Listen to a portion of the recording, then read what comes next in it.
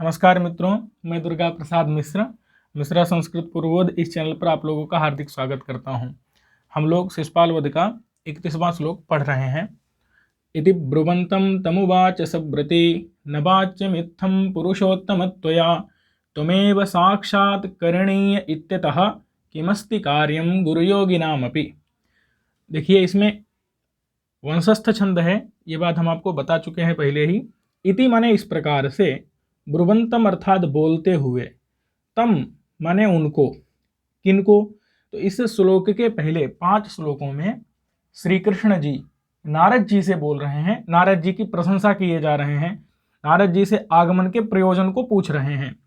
तो इति माने इस प्रकार से, ब्रुवंतम माने बोलते हुए, तम माने उसको, किसको, श्री कृष्ण जी को, उवाच यानी बोले, सह यानी श्री कृष्ण, सह यानी नारद, व्रति यानी व्रत करने वाले, व्रत का आचरण करने वाले, क्या बोले कि न वाच्यम नहीं कहना चाहिए, इत्थम माने इस प्रकार से, पुरुषोत्तम, पुरुषोत्तम, हे पुरुषोत्तम, हे पुरुषों में उत्तम, हे श्री कृष्ण, इत्थम इस प्रकार से, न वाच्यम नहीं कहना चाहिए, तो या तुमको, तुम्हारे द्वारा नहीं कहा जाना चाहिए, मैंने तुमको मुझसे आगमन का प्रयोजन नहीं पूछना चाहिए, तुमको ये सब पूछना ही नहीं चाहिए। क्यों?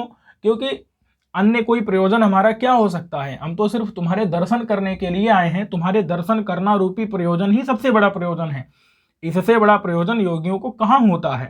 तुमेव साक्षात करणीय, तुम ही साक्षात करणीय हो, तुम्हारा ही साक्षात्कार करना है।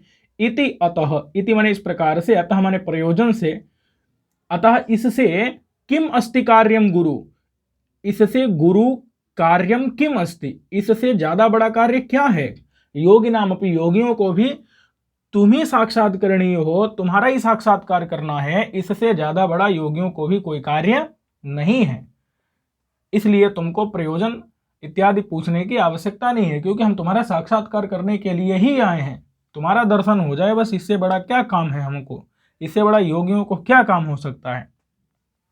तो यहाँ पर ब्रुवंतम ये शब्द, इसमें प्रत्यय पूछा जाएगा, तो ये क्षत्रिय प्रत्यांत है, तम ये द्वितीयांत है, और इसके द्वारा किसका संकेत किया गया है, पहले इसके कौन बोल रहा था, श्री कृष्ण जी बोल रहे थे, और ये पूछा जाएगा कि ये श्लोक किसने कहा, तो ये श्लोक नारद जी ने कहा। सव्रति, सह माने नारद, व्रति नारद, उवाच बोले, नारद जी बोले, तो इसलिए ये श्लोक अगर ये पूछा जाएगा कि ये श्लोक कौन कह रहा है, तो ये तुम्हें साक्षात करणीय इत्यतः किमस्ति कार्यम गुरुयोग नाम पे ये उक्ति पूछी जाएगी, किसने कहा, तो ये नारद जी ने कहा। किससे कहा, श्री कृष्ण जी से कहा। इसके पहले 5 श्लोकों में कौन बोल रहा था, श्री कृष्ण जी बोल रहे थे, ठीक है। चलिए, तो हमने देख लिया कि इति ब्रुवंतम तमुवाच सव्रती न वाच्यमित्थम पुरुषोत्तमत्वया, अर्थात हे पुरुषोत्तम, तुमको इस प्रकार से नहीं कहना चाहिए, तुम ही साक्षात्करणीय हो, इसीलिए मैं यहाँ पर आया हूँ, इससे श्रेष्ठ कोई भी कार्य योगियों को भी नहीं होता है। अब हम लोग देख रहे हैं, उदीर्ण राग प्रतिरोधकम जनैः अभीक्ष्णमक्षुण्णतयाति दुर्गमम उपेयुषो मोक्ष पथम मनस्विनः त्वमग्रभूमिर निरपाय संश्रया। अब नारद जी श्री कृष्ण जी से कह रहे हैं कि उदीर्ण राग प्रतिरोधकम जनैः, उदीर्ण का अर्थ है बढ़ा हुआ, तो जिन लोगों का राग अर्थात अनुराग जिन लोगों का बढ़ा हुआ है, उस बढ़े हुए राग का प्रतिरोधक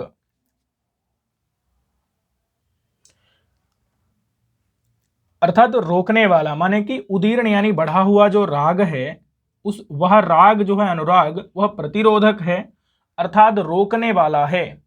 जनैः अर्थात लोगों के द्वारा, अभीक्ष्णम, अभीक्ष्णम अर्थात बार बार, अक्षुण्णतया, अक्षुण्णतया का अक्षुण्ण मतलब होता है बार बार अभ्यास किए जाना, मतलब जिसको रोका ना जाए, इस प्रकार से अभीक्ष्ण माने बार बार अभ्यास किए जाने पर भी अति दुर्गमम, जो अत्यंत दुर्गम है, जिसको हम पाने में मतलब हमको बहुत प्रयत्न करना पड़ता है, ऐसा जो मोक्ष पथ है, जो मोक्ष का ऐसा मार्ग है, जो कि अभीक्ष्ण मतलब बार बार, अक्षुण्णतया यानी कि बिना रोके, अति दुर्गमम बिना मतलब रोके बार बार अभ्यास किए जाने पर भी अत्यंत दुर्गम है।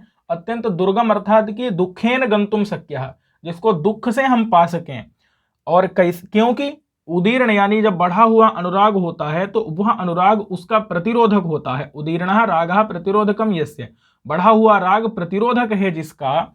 इस प्रकार का जो मोक्ष पथ है उस मोक्ष पथ को उपेयुषः यानी प्राप्त कर लेने वाले जो मनस्वी लोग हैं, उन मनस्वी लोगों का त्वम अग्रभूमि निरपाय संश्रया, यानी कि उनकी भी तुम क्या हो, अग्रभूमि हो। अग्रभूमि यानी कि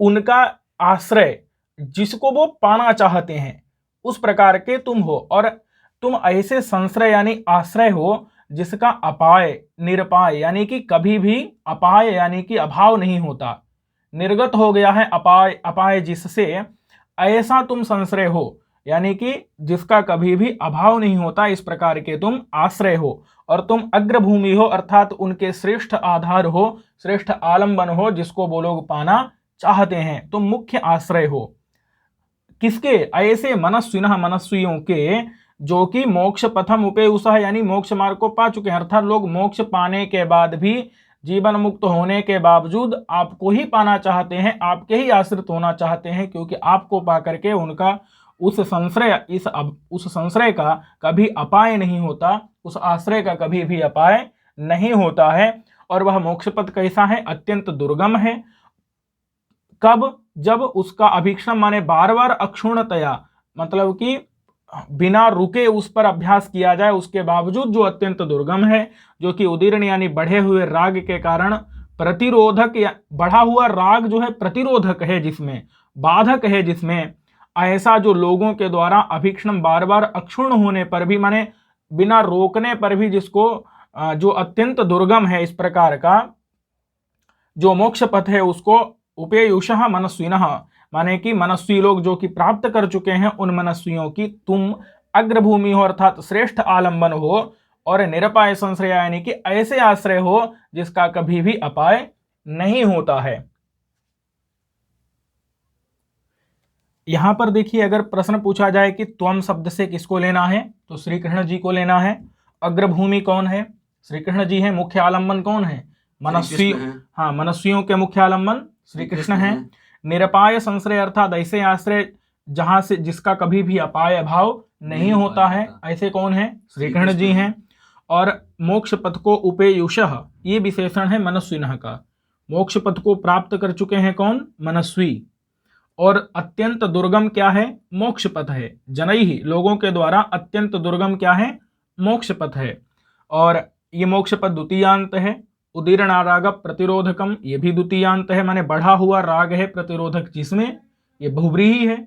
बढ़ा हुआ राग है प्रतिरोधक माने बाधक, जिसका। उदीर्ण यानी बढ़ा हुआ, शब्द का अर्थ भी समझ लेना है। उदीर्ण माने बढ़ा हुआ, अवीक्षणम यानी कि बार बार, अक्षुण्णतया यानी कि बिना, जिसको बार बार अभ्यास करने के बावजूद, माने अक्षुण्णतया यानी कि बिना रुके अभ्यास बार बार करने पर भी, जो जनैहि लोगों के द्वारा अति दुर्गम है।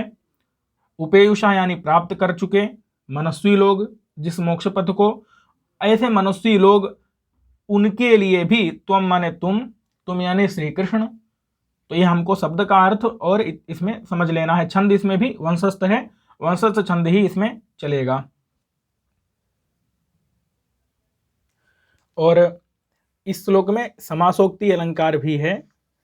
और अगला ये जो श्लोक है, उदासितारम निगृहीत मानसैहि गृहीत मध्यात्म दृशा कथंचन बहिर्विकारम प्रकृतेः पृथक विदु पुरातनम त्वं पुरुषम पुरा विदः। इसको हम लोग अगले वीडियो में देखेंगे। तब तक के लिए नमस्कार।